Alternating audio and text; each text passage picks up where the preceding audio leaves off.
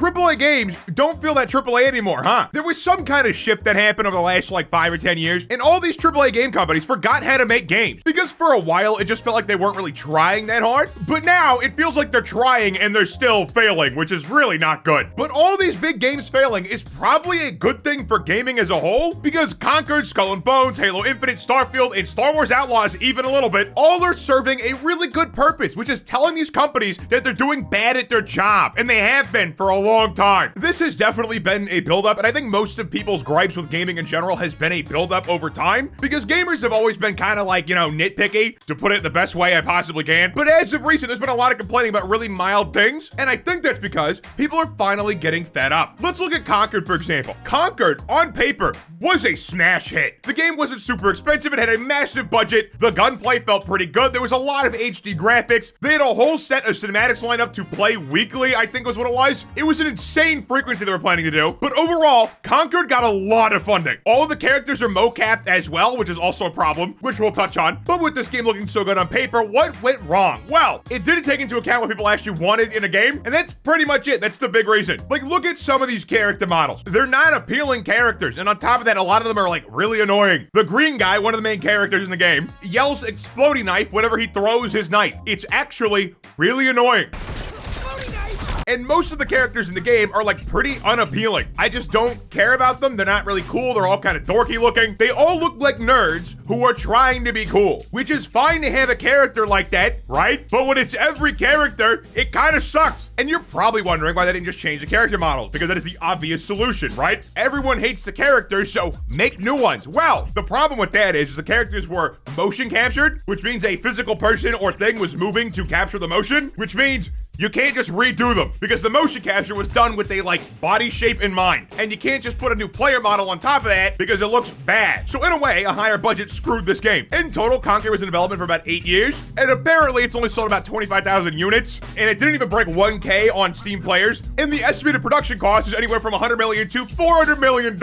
So it's safe to say they did not make their money back. The game's aesthetics definitely held it back a lot, and on top of that too, I think people just saw what they were trying to do. Like, oh, a $40 live service game with cinematic live actions, you're trying to make Overwatch again, and you're gonna have microtransactions just like Overwatch, but the characters aren't even appealing. I'll pass. I think that's what most people thought when they saw Conquered, because yeah, we've seen this happen over and over again. I think people are done with getting scammed like that. This game should have been free to play. I played in the open beta, and I felt like the game actually felt decent to play, but there was no chance I was paying $40 for this. And as I said earlier, the game wasn't bad. It was just too expensive for what it was and what I knew it was going to become. It was just gonna become live service slop like Overwatch and just be ruined ultimately. That's what it felt like to me, and I think a lot of other people felt that way, regardless of the bad branding. But with how badly this game failed, this has to be more than the branding. And it really does suck that no one likes this game, because it is one of the few games that released in a working, functional state recently. When I played the beta, it actually was decent. I didn't have any major bugs, there was no performance issues, it ran well. I just don't want to play it. Like, nothing is really wrong with the game. I guess it just feels kind of dated, because the game modes I played were like a standard team deathmatch.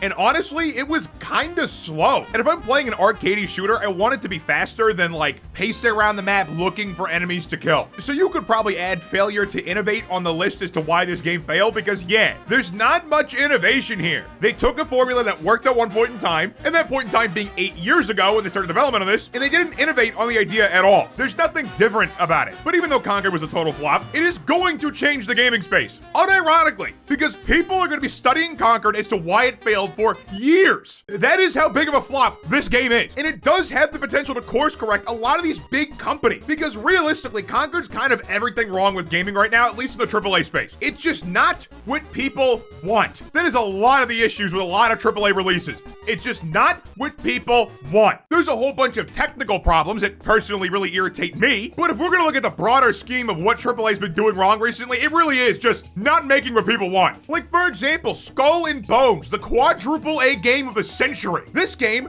was a failure. It wasn't as bad as Conquered by any means, and there are some people that do like the game, but the way that this game was presented to us was pretty misleading. Everyone I know thought Skull and Bones was going to be Assassin's Creed Black Flag, but a pirate MMO, which would have been amazing. But they didn't do that. They made a pirate ship MMO where you're the pirate ship. And everyone I know who was hyped for Skull and Bones didn't want that experience. They wanted the Assassin's Creed Black Flag experience, which was not delivered. And if Ubisoft paid attention to anything, that is what people wanted from the date it was announced. And with how many times Skull and Bones was delayed, they could have just made that game. But they didn't. And as all these big players fumble their bag, there's a lot of underground studios and indie studios getting it right, and people are latching onto their games. Now, I don't want to talk about these games as if they're indie games, even though some of them are, because a lot of them aren't, and it's more like people aren't gravitating towards indie games, but they're gravitating towards alternative games. But there's definitely been more breakout successes of games that no one's heard of before. Like Manor Lords, for example. You might not have heard of this game, but it did really well. It was made by one guy. Helldivers 2 is another example. Now, as of now, it's not a great one, because they have some issues at the moment, and I'm hoping they fix those. But when this game launched, oh boy, people wanted Helldivers. Also, Black Myth Wukong. Now, this game definitely got most of its players from China, because it's a Chinese game, but it still sold really well in the US and other countries. People want something that the AAA developers that we know of can't replicate. And they're gonna have to figure it out soon, because they're actually in trouble at this point. Microsoft is floundering so unbelievably hard right now. This isn't 100% confirmed, but there was this game that was supposed to come out on the Xbox called Enotria. It's a Souls-like game. And apparently this game is like done and ready to go. But Microsoft isn't responding to their emails. And in the process of not responding to this developer, they indefinitely delayed the game, even though the developer has said the game is done. Actual insanity. And Conquered and all the other game failures of the last little bit are going to make these companies learn. Because if Bethesda, Xbox, whatever, don't start learning real quick, they're not going to exist anymore. It's gotten that bad, especially at Xbox. And a lot of these game studios have been around since gaming has pretty much been a thing, and so has another company. Valve has also been around for a long time, and they don't share the same reputation as Ubisoft, Microsoft, and EA. Valve is known for making bangers, and people expect bangers on a Valve release. That's why an unreleased private playtest of Deadlock has 150,000 players all-time peak, because people expect Valve games to be quality. They know what they're getting into. And the reason for that is because Valve, for better or for worse, doesn't really force their developers to make anything, like almost at all. Obviously, Valve is a private company. We don't know exactly how they organize things there, but by all accounts I've ever seen, Valve is super hands-off, and they just let people make stuff. And the reason this makes good games is because when people are passionate about a project, they put more into it, and you get better results. That's just how it is. And obviously, I don't expect EA and Ubisoft to like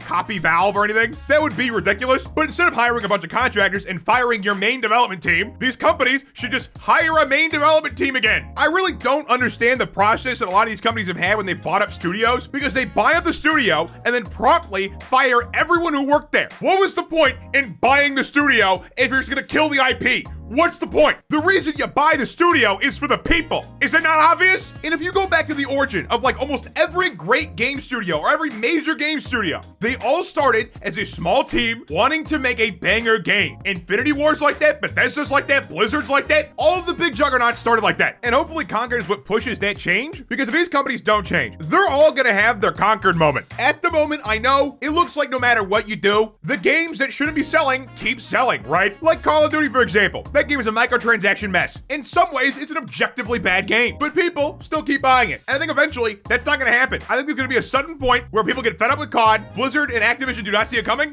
and it just tanks. To be honest, that already kind of happened with Vanguard, and the only reason COD's not dead at the moment is because they keep reusing Modern Warfare and Black Ops names. That's it. But in the next couple of years, you should see some changes in the game industry, and more likely than not, they're gonna be good for us as people who play games. But what do you think? Let me know in the comments down below. Like and subscribe if you're new, follow my Twitter @spatnz1, and click the answer sound, check out all my content, and have a good one.